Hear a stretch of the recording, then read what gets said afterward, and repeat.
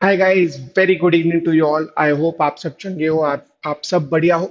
आज के सेशन में हम देखेंगे कि हमें आंसर किस प्रकार से लिखना है और जो सब्जेक्ट है अभी का हमारा, that is of CrPC, right. यहाँ पे मैंने एक ऐसा प्रश्न उठाया जो कि इलस्ट्रेशन बेस्ड है, राइट। क्योंकि हमें बहुत बार कंफ्यूजन होता है इलस्ट्रेशन बेस्ड क्वेश्चन लिखने में कि इलस्ट्रेशन बेस्ड क्वेश्चन कैसे लिखा जाए, उसको कैसे आंसर किया जाए, राइट। कि थ्योरी तो हमें बन जाती है सर, बट व्हाट अबाउट कोई ऐसा प्रश्न जो इलस्ट्रेशन बेस्ड हो। तो इलस्ट्रेशन बेस्ड क्वेश्चन को हमें किस तरह से आंसर करना चाहिए वो हम समझेंगे यहाँ पर, ठीक है। Now coming to JG1, right.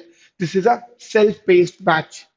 यहाँ पर आप अपनी सहूलियत से, अपनी कन्वीनियंस से बिंज वॉच करते हुए पढ़ सकते हैं, सारे सेशंस देख सकते हैं। यहाँ पे आपको रिकॉर्डेड सेशंस मिलेंगे। अब इसके फीचर्स क्या है? 1000+ आवर्स ऑफ रिकॉर्डेड वीडियोस, ठीक है। यहाँ पर लाइव क्लासेस नहीं, आपको रिकॉर्डेड क्लासेस मिलती हैं जो कि आप अपने पेस पे देख सकते हैं, अपने समय पे, अपनी सहूलियत पे देख सकते हैं। रेगुलर सेशंस मिलते हैं आपको। डाउट क्लियरिंग सेशंस होते हैं, yes you get live doubt clearing sessions, वो एकदम लाइव है, ठीक है। इसके अलावा जो क्लासेस है हमारी वो रिकॉर्डेड होंगी। इंटरव्यू प्रेप सेशंस मिलेंगे, जैसे अभी राजस्थान का इंटरव्यू चालू होने वाले हैं, एमपी के इंटरव्यू हुए थे, ठीक है। तो इसी प्रकार से अभी राजस्थान के होने, वैसे आपको इंटरव्यू प्रेप सेशन में मिलेंगे जैसे ही आप इंटरव्यू के लेवल पे पहुंच जाएंगे, इंटरव्यू स्टेज पे पहुंच जाएंगे।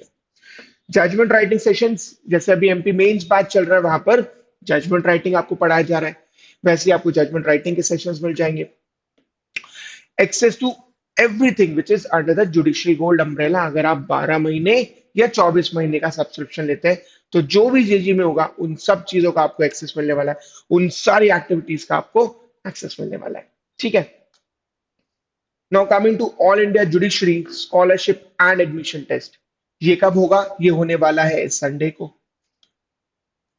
राइट। दोपहर 12 बजे से लेकर रात के 10 बजे तक आप कभी भी इस टेस्ट को अटेम्प्ट कर सकते हैं। अब इसके बेनिफिट क्या है? पहला तो ये कि एक टेस्ट है, अब टेस्ट है तो this will help me to analyse my preparation.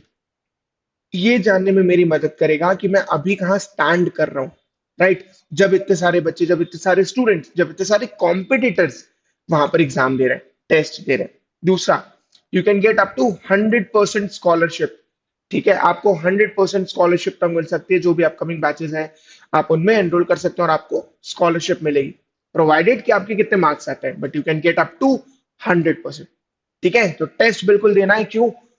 सारे फायदे एक तरफ और मेरी प्रिपरेशन के बारे में मुझे पता चलेगा, मैं किस, क्या मेरी स्ट्रेंथ्स हो रही हैं, क्या मेरी वीकनेसेस है, वो मुझे पता चलेगा। ये सबसे इंपॉर्टेंट है। Now coming to the answers. जो ये प्रश्न है वो मैंने सिचुएशन बेस्ड लिया है, जैसे मैंने बताया इलस्ट्रेशन बेस्ड लिया है। This is related to section 183, 183 of CrPC से रिलेटेड है ये, ठीक है। कि जहां पर एक ट्रेन है, ट्रेन चल रही है, कोलकाता से प्रयागराज की जर्नी है रही है उसकी। अब बीच में कोई ऑफेंस कमिट हुआ है तो भाई वहां पे ट्रायल कहाँ होगा? इंक्वायरी ट्रायल वाला जो चैप्टर है ना हमारा, 177 से 189, उससे रिलेटेड ये प्रश्न बहुत बार पूछा जा चुका है अलग अलग स्टेट जुडिशरी एग्जामिनेशन में। तो अब regarding the venue of trial, the venue of trial can be at any place, जहां से भी ट्रेन वो चलेगी। यहाँ पर एक चीज ध्यान रखना, मुझे रटना नहीं है कि क्या आंसर लिखा है, मुझे जानना है कि आंसर कैसे लिखा है, ठीक है। तो आप वहां पर इस पर्टिकुलर टाइप ऑफ प्रश्न में आप आंसर लिख रहे हो, ये बेसिकली अगर आप वेन्यू ऑफ ट्रायल बता रहे हो तो यहाँ पर आप आंसर लिख रहे हो, ठीक है। आपने एक तरह से आंसर बता दिया कि क्या होगा। 183 में दिया गया है कि वेन्यू ऑफ ट्रायल क्या होगा, जहां से भी वो ट्रेन क्रॉस करेगी वहां पर that could be the venue of trial. अब जो मैंने आंसर दिया है, क्या ये जो आंसर है इसकी रीजनिंग क्या है? फाइन, ये अपना कौन सा, ये अपना क्वेश्चन नंबर 2 है, सीआरपीसी के जो टेस्ट हुआ था उसका। अब रीजनिंग क्या है? रीजनिंग में मुझे बताना पड़ेगा कि अगर मैंने ये आंसर लिखा है तो ये आंसर किस बेसिस पर है, ठीक है। तो ये है section 177 which is a general rule, ठीक। जनरल रूल क्या कहता है कि जहां पर ऑफेंस हुआ है that would be the place जहां पर ट्राई किया जा सकता है, जहां पर ट्रायल चलेगा, जहां पर भी ऑफेंस कमिट हुआ है, ये जनरल रूल है। 183 जो है वो बताता है offences which is committed voyage में या जर्नी में जो ऑफेंस कमिट किए गए, अब इसमें भी क्लियरली बता दिया गया है कि 183 states that when an offense is committed with reference to any person or thing, कब? जर्नी के दौरान या वॉयज के दौरान। तो उसका ट्रायल क्या हो सकता है, वेन्यू ऑफ ट्रायल क्या हो सकता है? जिस भी जगह से वो ट्रेन क्रॉस हुई होगी, जिस भी जगह से मान लो वो शिप क्रॉस हुई होगी, that could be the place of trial. तो इलस्ट्रेशन बेस में मैं कैसे लिख सकता हूं? मैं अपना आंसर लिख दूंगा। पहली आंसर बता दो। इसका फायदा क्या है? दैट द जो भी आपकी कॉपी चेक कर रहे हैं उनको पता चल जाएगा कि हाँ इस व्यक्ति को आंसर आता है। इसके बाद जब आंसर लिख दिया तो उसकी रीजनिंग भी होनी चाहिए। तो आप वहां पर उसकी रीजनिंग भी बता देंगे कि अगर मैंने ये आंसर लिखा है तो मैंने वो आंसर क्यों लिखा, उसका क्या बेसिस है, वो भी मैं बता दूंगा। ठीक है। इससे डेफिनेटली आपको नंबर ज्यादा ही मिलेंगे, जैसे कि प्रिया राठी जी ने लिखा है। ठीक है। Now the application of provision. तो मैंने पहले आंसर बताया, फिर मैंने रीजनिंग भी बता दी, और मैंने सेक्शन भी बताया। सेक्शन कौन सा है? 183। अब इसी के साथ एप्लीकेशन भी बता देती है कि 183 का एप्लीकेशन किस प्रकार से होगा। राइट।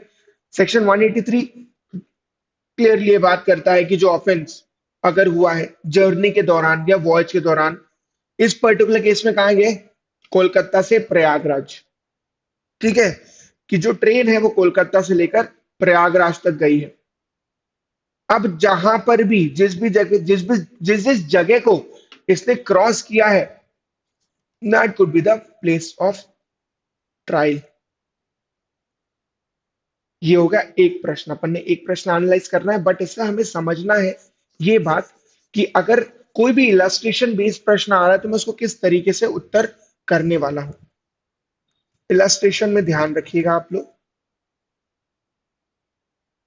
सिचुएशन बेस्ड है। अब सिचुएशन बेस्ड है तो उसका आंसर मुझे पता होगा। राइट। अब वो हो सकता है मैं केस लॉ के थ्रू लाऊं, वो रीजनिंग में आएगा। ठीक है। तो आप क्या कर सकते हैं, सबसे पहले आप अपना आंसर लिख दीजिए। क्यों? बिकॉज यहीं से समझ में आ जाएगा कि आपको आता है। और अगर यहां पे ही समझ में आ गया कि यस आपको कॉन्सेप्ट पता है, आपको सेक्शन पता है, तो फिर आपके जो इंप्रेशन पड़ता है ना, that would be much better, that the candidate here knows कि क्या आंसर हो सकता है इसका, और रीजनिंग बाद में पढ़ लेगा। This will keep the person interested, जो भी कॉपी आपकी चेक कर रहा है। ठीक है। कि आंसर आ गया, उसके बाद में रीजनिंग बता दूंगा। अब रीजनिंग में मैं सेक्शन भी जोड़ सकता हूं। रीजनिंग में डेफिनेटली मैं सेक्शन जोड़ूंगा कि जो भी सेक्शन लग रहा है, जैसे इस पर्टिकुलर केस में 183। अब 183 से रिलेटेड केस लॉज बहुत कम है, लैंडमार्क केस लॉ नहीं है। तो रीजनिंग में अगर मान लो कोई दूसरा प्रकार का प्रश्न है, मान लीजिए कोई इस तरह का प्रश्न पूछा गया विच इज आईपीसी से रिलेटेड बता रहा हूँ, ग्रेव एंड सडन प्रोवोकेशन के हिसाब का है, ऐसा लग रहा है कि ग्रेव एंड सडन प्रोवोकेशन लग सकता है, तो वहां पे केस लॉ बता देंगे। सेक्शन बता दिया, इंपॉर्टेंट है, प्रोविजन बताना is very very important, may be the most important thing. Right. इसी के साथ वहां पर आपने अगर कोई केस लॉ लगता है तो आप अपनी रीजनिंग में केस लॉ बता देंगे। अब इसका एप्लीकेशन कैसे हुआ है, ठीक है, जो सेक्शन है केस लॉ है उसका एप्लीकेशन कैसे है, आप वो बता देंगे। अब एप्लीकेशन या कंक्लूजन एक तरह से अपना सेम ही है, कोई बहुत डिफरेंस क्रिएट नहीं करने वाला है।